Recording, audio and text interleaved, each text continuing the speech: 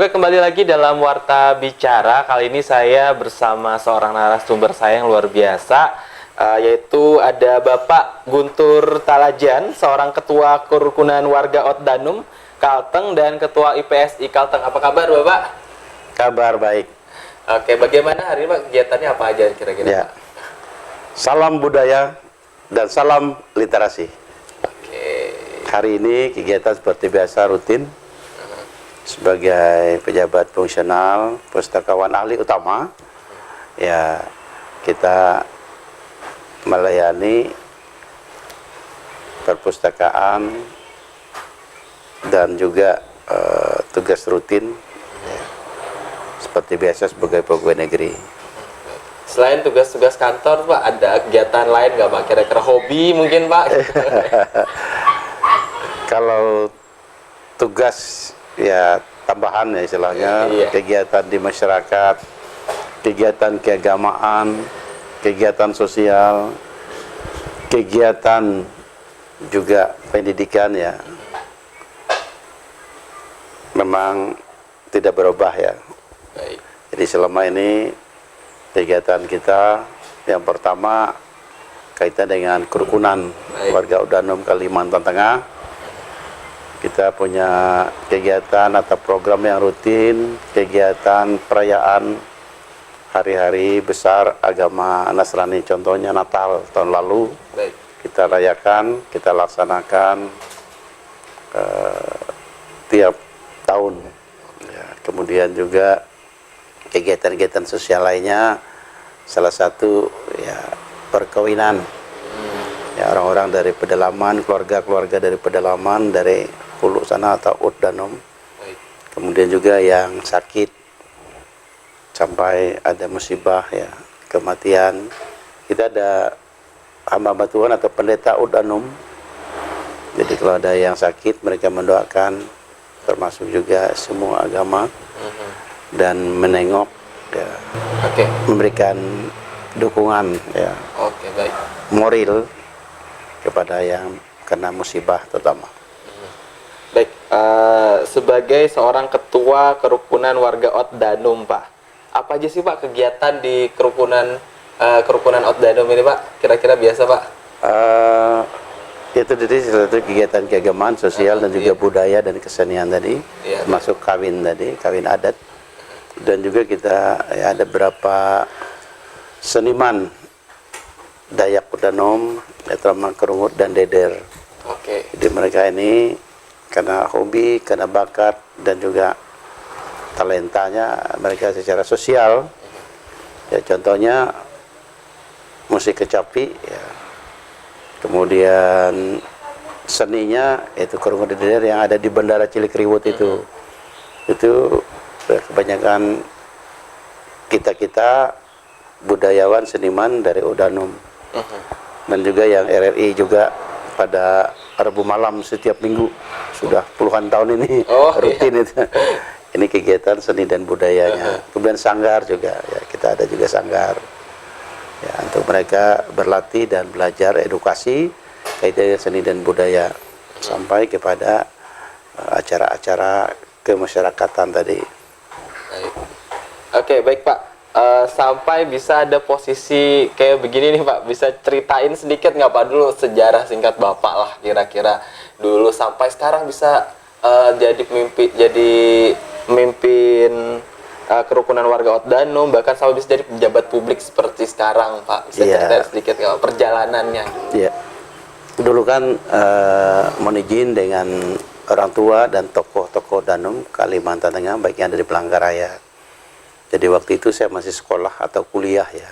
Jadi saya sudah mulai aktif ikut ya, membantu kegiatan sosial keagamaan, terutama kalau acara-acara perayaan Natal, kemudian acara-acara keagamaan. Waktu itu tokoh kita Pak Walman Narang, almarhum, kemudian Pak Yuda Anom, ya, juga pernah menjadi Bupati Gunung Mas. Karena masih sehat beliau. Kemudian Napa Jiawat juga pernah juga direktur UVR dulu, Unfar namanya. Itu tokoh-tokoh Otdanum kita. Kemudian yang terakhir juga ada Ketua Udanom ya, almarhum Siun Jerias dulu ya, itu ketua saya waktu itu, sekretaris. Jadi saya 2 periode sekretaris, kemudian setelah kemarin ya Pak almarhum Siun Jerias secara musyawarah rapat tokoh-tokoh ya di rumah ini juga menunjuk dan menetapkan saya sebagai ketua. Dan salah satu ya pembina dan tokoh Dam juga ada beberapa pejabat publik maupun pejabat pusat ya, seperti beberapa bupati ya, contohnya Pak Willy Yusef ya, Bupati Pak Ferdi itu Danom, kemudian Pak Bupati Seruyan itu Danom itu ya, Pak Jaya Mono Danom, termasuk Pak Gubernur itu Odanum itu, Pak Agustiar Sabran Odanum ya. Walaupun bahasanya ya mungkin sudah banyak yang bahasa Indonesia bahkan bahasa kota, tapi mereka darahnya dari sana ya. Kemudian Pak Sakarias juga Bupati ya, Wakil Bupati Barut juga juga itu Odanum. Pak Willy Yusef ya, Pak Willy Yusef betul ya. Pak. Kaitan dengan itu kami ya generasi yang ada sekarang adalah meneruskan orang tua dan tokoh-tokoh Danum yang begitu banyak ya berkiprah baik di bidang pendidikan maupun di bidang pemerintahan dan juga sebagai ya tokoh masyarakat, tokoh adat, tokoh budaya. Nah, sekarang di kalangan pelajar dan juga guru-guru bahkan mahasiswa ada pengurus Udanomnya ya, jadi mereka ini juga ya juga belajar sambil kuliah sambil sekolah, mereka juga memelihara adat dan budaya Udanom ini ya, termasuk bahasanya. Jadi kalau kami ketemu nggak lagi pakai bahasa Indonesia atau bahasa Dayak aja, tapi kami bahasa Kedori, bahasa Dohoy, bahasa Udanom. Kami kalau ketemu WhatsApp pun ada grupnya WhatsApp Udanom ya. Jadi di situ cara-cara kami melestarikan, kemudian juga bangga rasanya ya punya bahasa dan punya suku Danom ini, dan sekaligus tadi mempertahankan. Bahkan kita juga telah ada kamusnya ada di sini. Kalau ada pojok baca ini ada kamus bahasa Udanom, ada Alkitab bahasa Udanom yang diterjemahkan dari bahasa Inggris bahasa Indonesia ke bahasa Udanom. Wah, keren sekali. Itu oleh pengurus-pengurus kita yang lama. Dan sekarang sudah dibagi buku-buku itu ya.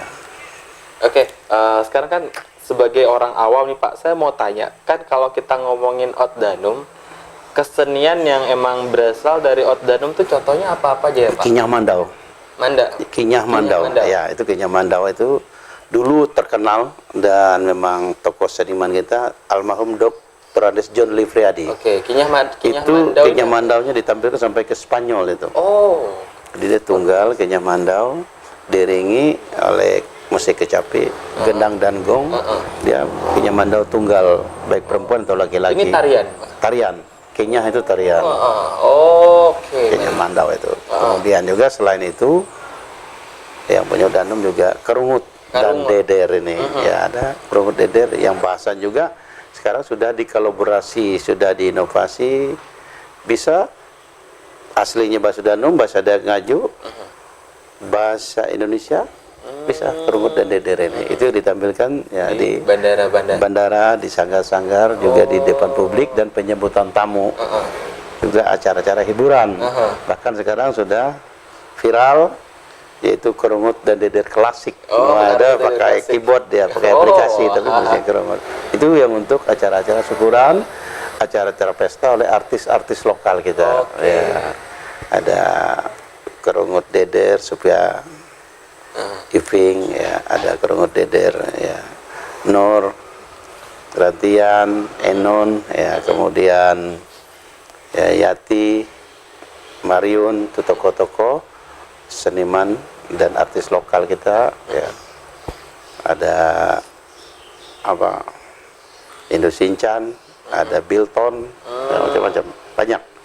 Dan sekarang mereka sudah Jadi lapangan pekerjaan, Oh. ada jobnya, diundang, dipanggil ke kampung, ke desa, semua sungai, baik Berito, Kahayan, Kapuas, Menuhing, Rongan ini, kalau ada pesta perkawinan, itu mereka tampil untuk lagu-lagu daerah yang sekarang banyak sudah diminat oleh generasi muda kita, walaupun banyak juga apa katakanlah dengan musik pop, musik Iya, modern, iya, tapi betul. mereka bisa kombinasi, Betul.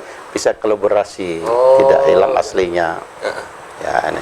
Jadi anak muda juga masih bisa nikmatin lah ya, Bisa. Pak, ya, kesenian Ot Danum. Tapi kira-kira nih Pak, kalau tadi kan sebenarnya sudah sampai Spanyol nih, pernah dibawa Kenyah Mandau tadi, Ya, dibawa Kenyah Mandau. sampai ke Spanyol. Ya.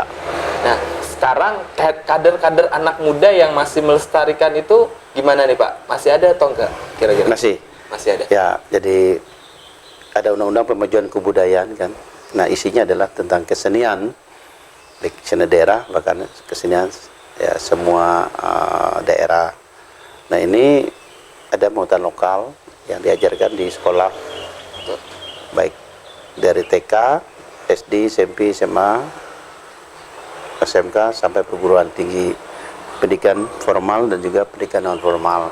Kemudian ada sanggar-sanggar sekarang, sanggar ya tarian, sanggar kerungut dan deder, kemudian sanggar-sanggar juga yang kaitan dengan seni dan budaya Kalteng, lawak skepeng. Lawak skepeng di kampung-kampung juga itu kan pencak silat tradisional. Iya, betul. Ya, itu juga aslinya ya Udanum Oh, juga oke, ada oke, dari oke. sana. Baik. Itu dilombakan, ya. Bahkan ini jadi lapangan pekerjaan juga. Kalau ada cara perkawinan adat, kawin adat, Dayak Ngaju, Udanum, Manyan, dan semua suku yang ada di Kalimantan Tengah, pasti ada acara adat, acara kesenian, tarian, sampai ada landscaping di Iya. pintu masuk. Dan mereka dibayar, Oh, tidak lumayan lagi berarti gratis. ya. Ya. Itu dari sanggar-sanggar kita maupun yang perorangan. Nah, ini. Dan ini sudah berkembang dan sudah maju dengan pesat sekali. Terus Ini, Pak, kira-kira apa peran pemerintah untuk membantu melestarikan kebudayaan ini Pak? Supaya jangan hilang, kan sayang nih Pak, kebudayaan yang sudah bagus begini. Kalau sampai nggak ada anak muda yang meneruskannya kan sayang. Kira-kira gimana nih untuk melestarikannya Pak? ya, yang pertama tadi kita sudah ada regulasinya, ada undang-undangnya, Betul. dan sekarang juga sudah ada perdanya, ya, ada perda cagar budaya, ada perda bahasa ya di provinsi ini, dan juga perda yang kaitan dengan kebudayaan dan kesenian ini. Nah, ini dari segi regulasi, aturan dan dasarnya ya. Nah, untuk tetap lestari dan tidak hilang tadi ya dibuatlah, saya kira selama ini sudah berjalan ya, festival-festival, perlombaan-perlombaan, dan juga acara-acara di masyarakat itu sampai ke penyambutan tamu, Baik. kehormatan Baik. tamu ataupun wisatawan, Baik. kemudian juga pejabat pemerintah, pejabat negara dari pusat, Presiden kita Republik Indonesia, Wakil Presiden sampai Pak Menteri, Pak Kejaksaan Agung misalnya, Pak Kasat ya, itu pasti disambut dengan adat dan budaya di pintu masuk bendara kita. Itu sudah perintah Bapak Gubernur ya, oleh pimpinan kita agar ditampilkan khas daerah ini. Dan itu ya tadi sudah kolaborasi, walaupun mereka tidak orang asli Udanum, tapi sudah kolaborasi membawa, karena mereka ada sekolah, ada yang kuliah di kota ini, dan juga ada yang masuk pengurus atau anggota sanggar tadi ya. Itu ditampilkan ya, untuk penyebutan. Begitu juga Pak Gubernur, Pak Bupati, Pak Wali, Pak Wakil Bupati, Pak Wakil Wali Kota ya, pejabat-pejabat di provinsi, anggota dewan misal dari pusat dan daerah. Kalau ke daerah, ke kabupaten, kecamatan, ke desa, mereka juga disambut Oke, baik. dengan cara-cara kesenian dan adat budaya ya, yang kita ada di daerah itu.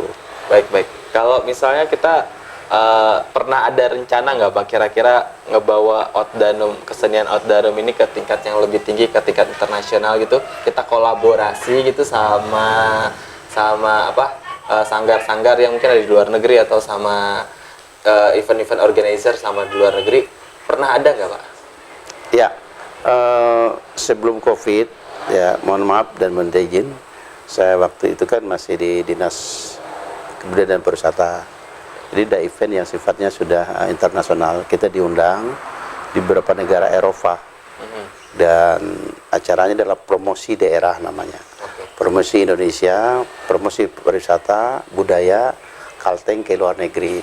Ya, ada pernah ke Perancis beberapa kali, dan juga ke Eropa, hampir tiap tahun sebelum COVID. Dan itu pasti biasanya juga kita menampilkan baik itu melalui ya, elektronik, video ataupun CD ataupun YouTube tadi, seni dan budaya Dayak Kalteng ke luar negeri. Luar negeri. Ya, ada juga yang secara apa namanya rombongan atau tim dari beberapa sanggar, ada pernah beberapa kali ke Eropa, itu hampir tiap tahun sebelum COVID. Oh, sebelum COVID. Ya, dan itu adalah cara-cara tadi memperkenalkan, mempromosikan supaya orang mengenal Indonesia dan juga orang Dayak Kalteng. Tapi kira-kira kalau apa karungut dan apa tadi deder? Deder ya. Deder tadi, apakah sudah pernah nggak kira-kira ada yang ngebawainnya di kancah internasional gitu di Eropa? Oh iya, saya waktu di Dinas Pendidikan ya, Iya betul. provinsi dulu, kita mengajak dan membawa sanggar ke Belgia, Oh, wow. ke Belanda, ya, Austria, udah keliling dunia dah ya. Saya langsung kan deder ya, dan karungut tadi. dengan beberapa sanggar ya, dan juga penari. Iya, kolaborasi ada Wedian Dadas, ada Kenyamandau, ada kecapi, ya, ada musik khas daerah Kalteng. Tapi itu sudah kolaborasi, jadi tidak mengatasnamakan Udanom, tapi sudah mengatasnamakan Dayak secara umum Kalteng. Tapi udah luar biasa banget itu. Ya, sudah sering itu, sudah sering. Menurut Bapak kira-kira gimana sih Pak? Menurut Bapak apa anak-anak muda, minat anak muda sekarang buat kesenian-kesenian tradisional, apalagi terkhusus buat kesenian Danum? Ya, sangat-sangat mereka apa namanya menyukai dan menyenanginya. Contohnya kita lihat aja di sekolah ya, seperti sekolah-sekolah negeri yang ada di kota ini, juga di kabupaten. Ya, saya lihat mereka ada sanggar dari yang sudah lama itu, ada les menari, ya, ada apa namanya belajar di luar jam belajar, latihan menari maupun ya, musik daerah. Saya kira ini bagus. Dan juga di SMA SMK juga ada, ya, sampai di sanggar-sanggar di perguruan tinggi. Nah, ini yang kita harapkan, bahwa cara-cara edukasi, pembelajaran dan pembentukan apa namanya minat mereka ini ya, sejak usia dini. Ya, mereka tinggal pilih. Ya. Oke, baik. Kita balik sebagai peran Bapak sebagai seorang ketua kerukunan warga Oddanum, Pak. Nah, kalau ada nggak program-program yang dilakukan untuk mempererat hubungan antar warga Oddanum nih, Pak? Ya, salah satunya kita itu ada ya skala media sosial ya, WhatsApp, kemudian ada rapat, kemudian ada pertemuan. Ya tadi salah satunya kalau sudah ada acara kawin Oddanum pasti ketemu di sana. Juga yang dalam keadaan berduka ketemu di sana. Salah satunya kegiatan-kegiatan itu perayaan Natal, dan juga kita pernah merencanakan waktu Covid itu juga buka puasa bersama ya, mungkin tahun ini ya itu ada, karena banyak warga dan warga juga semua agama ya. Kalau tiwah ya saya beberapa kali diundang tiwah Iya. agama Hindu atau Karingan. Iya, baik. Ya, terakhir ini saya di Pujon 2 kali diundang. Itu Oddanum. Yang tiba di Pujon kemarin, Kecamatan Kepos Tengah, Kabupaten Kapuas. Saya waktu pembukaannya, waktu memulai tiwahnya sampai tabuh kemarin saya diundang. Oke. Tiwah. Biasa. Iya. Itu ritual keagamaan. Kemudian tahun lalu saya di Betang Tumbang Korik.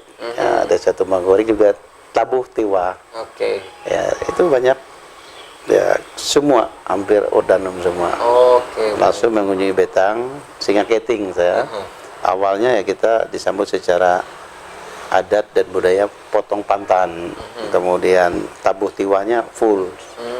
Sampai menembak ataupun ya Baik. hewan korban atau hewan untuk acara tiwah itu kerbau. Kemarin di Pujon juga kita ikut nembak juga. Hampir tiap acara Tiwa saya diundang. Oh, oke. Termasuk sebelumnya dulu kan ada Tiwa di Pulau Pisau juga. Iya, betul. Di Bukit Liti ya. Ya, juga dari awal sampai tabuhnya itu kan lama. Iya. Berbulan-bulan itu. Betul. Nah, ini juga bagian dari literasi, bagian dari edukasi agar karena yang hadir bukan orang tua semua, malah banyak yang anak muda. Anak muda, ya. Situlah pembelajaran edukasinya. Betul. Agar terus di tahun ini saya dapat laporan dan juga informasi dari anggota Dewan Provinsi dan juga dari Pak Yerson ya, yang dari Karingan, dari Indo Karingan, katanya di Melahui. Mungkin kalau saya diundang mungkin saya hadir nanti. Tiwa besar juga di Kabupaten Gunung Mas. Ya, Baik. di keluarga Betang Melahui itu kalau nggak salah. Iya. Toyo ya, Betang Toyo ya. Wah, sibuk juga berarti Bapak ini. Ya, saya kalau ada waktu dan kebetulan jalan transportasinya lancar, saya upayakan hadir kaitan dengan ritual acara Tiwa. Oke. Kalau diundang ataupun tidak diundang, kalau keluarga itu pasti datang. Wah, berarti lumayan sibuk juga di Bapak nih ya, Pak. Nah, Pak, sekarang ngomongin tentang pojok baca. Ini kan sekarang kita nih ada banyak buku nih, Pak. Ya. Kira-kira pojok baca itu apa sih, Pak? Katanya ada program namanya pojok baca. Ya. Apa ya pojok baca itu, Pak? Ya, saya ini kan aslinya guru ya. Dulu Ya. pertama kali guru SMP Nasional, sekarang masih ada. Yang di komplek ya, Majelis Agama Hindu Karingan di Jalan Tambun Bungai. Itu ada SMP di sana. Juga ada semea. Saya guru di sana dulu. Oh, oke. Di pertama kalinya saya jadi guru di sana sambil kuliah. Guru Bidang Studi Pancasila PMP ya. Baik. Kalau di semeanya pengantar hukum perdata. Oh, baik, baik. Jadi sumber ilmu pengetahuan, sumber bahan mengajar itu ada di buku. Mulai dari guru PAUD, TK, SD, SMP, SMA, SMK sampai dosen, sampai guru besar.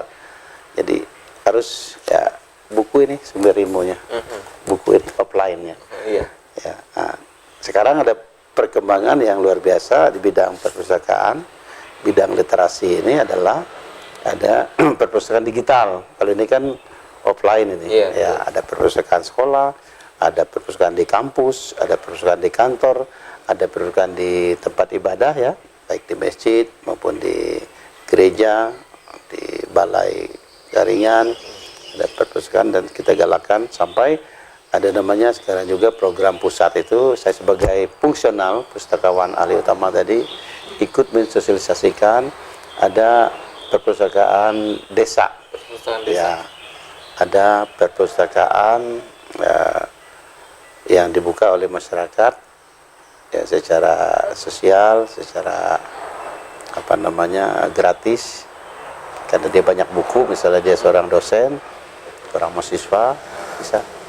Kemudian juga yang sekarang juga mulai ramai juga adalah pojok baca ini. Pojok baca, ya. Ada juga perpustakaan keliling, Oh, mobil, ada perpustakaan keliling. akan ada sepeda motor, perpustakaan keliling. Oh, gitu. Itu ada programnya. Oh, Jadi kalau jalannya belum diaspal atau jalannya tidak ada jalan besar, tidak bisa naik mobil, dia pakai bisa motor. pakai motor. wah, saya baru tahu kalau ada perpustakaan keliling pakai motor. Ya, pakai motor. Itu saya baru dapat kemarin pengarahan dari pusat tahun lalu ya, dari pemerintah pusat. Tapi perpustakaan keliling yang pakai motor dan mobil udah jalan, Pak?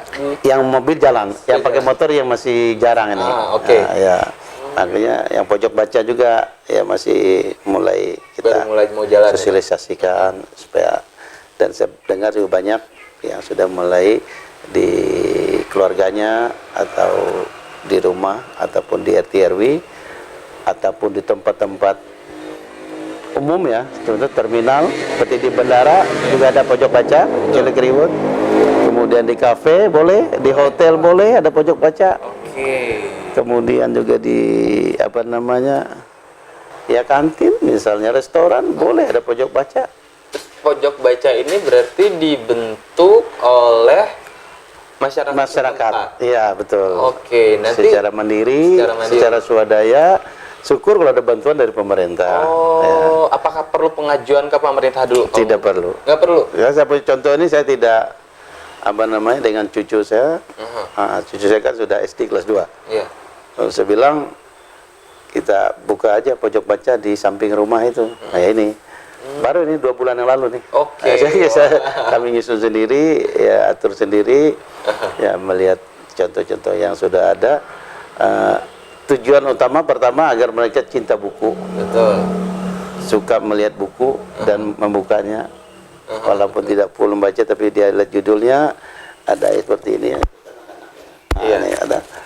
Nah, mengurangi pegang HP atau membuka HP, apalagi yang Anak-anaknya. seperti cucu saya tadi kita lihat. Iya. Nah, dia di sini kalau lihat buku dia pasti lepas HP. Tapi kadang-kadang dia bangun tidur cari HP aja. Iya. Ini yang kita kurangi dengan cara ini. Saya kira ini pembelajaran untuk anak-anak, untuk ya cucu dan juga keluarga, agar mengurangi HP mereka yang belum usianya untuk pegang HP. Karena HP ini banyak positifnya, ada juga negatifnya. Pertama, bisa merusak mata untuk anak-anak yang belum usianya. Yang kedua, mereka lupa mandi, lupa makan, dan tidak mau baca buku. Iya. Buka HP aja.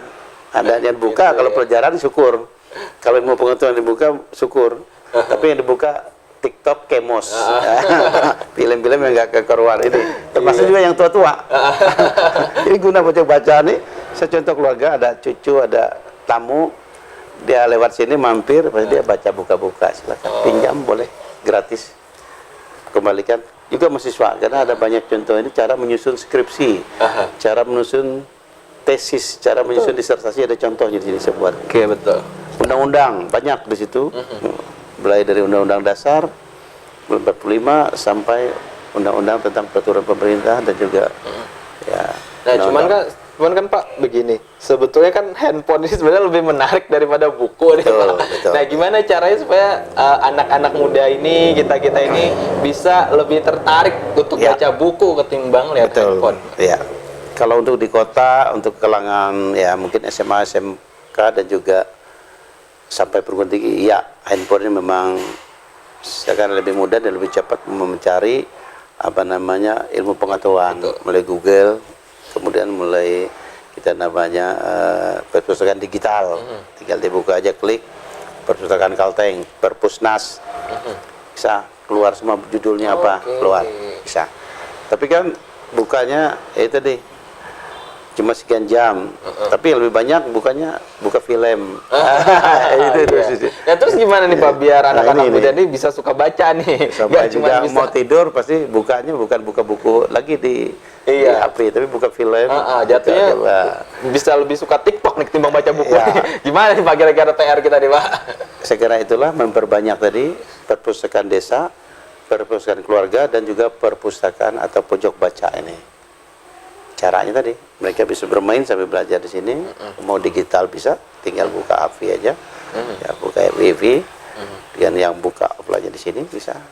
Ya, jadi nih makanya di provinsi menizin, ya saya kan baru juga di perpustakaan. Tapi saya latar belakang tadi guru tadi, sumber ilmu, sumber pengetahuan dan sumber bahan guru dan dosen itu udah pakai buku ini sampai sekarang offline. Ya, juga untuk menyusun tesis, disertasi, skripsi, ya, semua harus banyak offline. Betul. Jadi karena di sini tidak ada istilahnya ya hoax ataupun negatif, hampir tidak ada kalau di buku ini. Jadi ini keasliannya dijamin. Dan judulnya banyak. Kalau di perpustakaan itu ada sudah kelompok-kelompoknya, ruangan-ruangannya, baik tentang sejarah, tentang pendidikan, tentang budaya, sampai ilmu pengetahuan, dan juga tentang ya apa namanya kemajuan-kemajuan yang sekarang ini kaitan dengan teknologi aplikasi. Di sini ada contoh-contoh juga orang menyusun aplikasi. Betul. Ya sekarang kan semuanya serba komputer, digital. Ya, jadi disinilah kolaborasinya. Artinya jangan sampai juga yang offline dikalahkan oleh yang online. Itu harapan kita dan keinginan orang tua. Kalau saya ya karena sudah tua ini ya baca handphone tuh matanya agak ini juga rasanya. Lebih nyaman secara offline ya Pak. Dan di mobil, di tas pasti ada buku saya. Ya, di meja juga. Karena lebih gampang kalau baca buku kan lebih gampang dimengerti secara offline. Kita nyoret-nyoretnya juga enak. Itulah bagian literasi tadi. Jadi tujuan utama dan program pusat dan daerah kami sebagai fungsional ini membantu, mendukung ya Tuturi Handayani untuk siswa, mahasiswa dan juga perpustakaan yang ada di sekolah meningkatkan minat baca nih masyarakat ini, ya, kedua masyarakat ini. Dan dari nilai sisi ekonominya buku ini bisa dijual. Nah, Palangkaraya, Kalteng masih kurang toko buku. Nah, pasar buku juga belum ada. Oh, iya, ada tapi tidak terlalu banyak.